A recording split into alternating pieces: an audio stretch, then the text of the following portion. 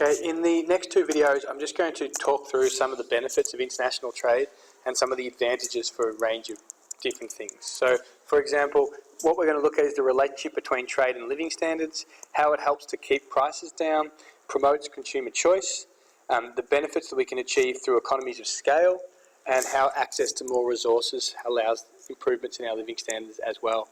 So first of all countries have different combinations of land, labour and capital. So all countries have different things that they are more efficient at producing and other things where their resources are not equally suited to. So some countries are highly labour intensive, they have highly skilled labour, they perhaps have lower wages which makes them more attractive to labour intensive industries. With the movement towards freer trade and reduced government regulations, we've seen increased specialisation. So countries only produce a certain range of goods and services, and then they will trade based on where they have comparative cost advantage. And the idea is, okay, when you're linking it to how that impacts GDP, is that specialisation means that resources get shifted to their most productive use. So we are using more of our land, labour and capital to do things that we specialise in, or specialise in things that we're good at, and that should help to generate more output and therefore boost GDP. Because we're using the same inputs, but we're using them where they're best suited, and therefore that's likely to lead to increases in real GDP and increases in production. Absolute and comparative advantage, just from be mindful that when you're looking at absolute advantage, you're talking about a country's ability to be the most efficient producer of that good or service. So it's when a country is the cheapest and most efficient producer of a particular good or service. Basically it means they're the best at doing something. So Korea has an absolute advantage in the making of cars. Australia has absolute cost advantage in a lot of things like mining for minerals. Comparative advantage is when a country has a lower opportunity cost to producing a particular good or service. It doesn't necessarily mean they're better at something, but they have what we call comparative cost advantage.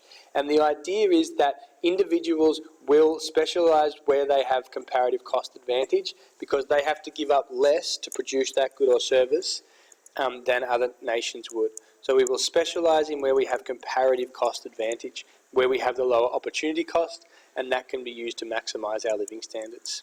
So in this example here with Craig and Tim, you've got, if Craig makes 15 bananas or 20 oranges, his opportunity cost per banana is 20 on 15. The 20 that he gives up divided by the 15 that he makes. So his opportunity cost would be around 20 on 15, which is the same as 4 on 3. For Tim, his opportunity cost would be the 10 that he gives up to make the 8, so his opportunity cost is 10 on 8. I can't draw that 8. So basically what would happen is Tim, even though he's not as good at producing either oranges and bananas, so he's less efficient at producing both things, he still has a comparative advantage in making bananas because he's giving up less per banana in terms of oranges than Craig is. So the next benefit from free trade is that it promotes what we call economies of scale. So all businesses have fixed costs associated with their production. Those costs are those costs that remain the same regardless of the level of output or the volume of production. So that might be the rent for a building, for example. It might be all the initial infrastructure costs to get all the machinery and capital that you need in your business. And those costs are the same regardless of how much you produce. So the idea is that if we're producing to a broader market, so free trade allows us to produce goods and services for a wider range of people from other countries, and that allows them to produce on a bigger scale, so their market is bigger, and that allows them to decrease their costs per unit.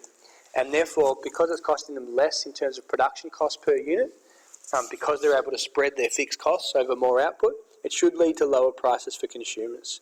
Lower prices should help to promote our living standards and create increased purchasing power. So one benefit for both keeping inflation down and promoting living standards is that it leads to economies of scale, which reduce firms' production costs and therefore make them more competitive. So what we're basically saying is that the more we produce along this axis, the lower the fixed cost per unit. So this y-axis is the fixed cost per unit. So at low levels of output, it's costing us 3 in terms of fixed costs. At high levels of output, our fixed costs get reduced down to 1. There's a low per unit cost of producing.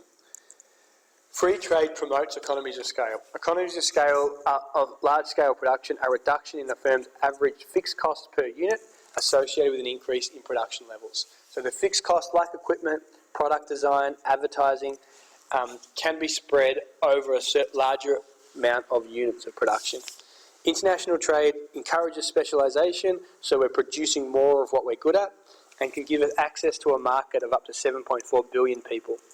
This in turn should help lower fixed costs per unit and strengthen our competitiveness. It should help to lower prices, boost material living standards, and increase incomes. Okay, free trade and how that helps to lower prices for consumers we'll talk about in the next video.